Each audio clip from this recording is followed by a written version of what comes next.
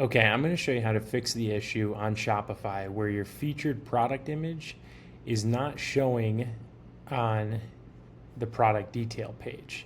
So you can see if I go here, this is the issue you're having. Obviously it's the front of the t-shirt I want to show.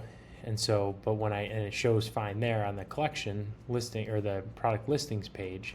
But when I go to the product detail page, it's just showing the back of the t-shirt, right, which is not what I want. And I had already tried to fix it by setting this as the primary image. So why isn't it showing on the detail page?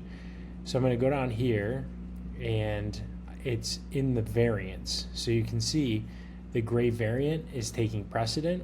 So go down and check your variants, and what I need to do is switch that over and then select this.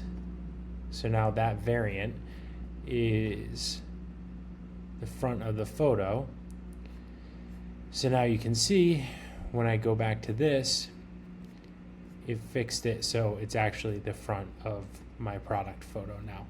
Now that has them grouped there, and it fixes it in that way. So let me know in the comments if you have any questions.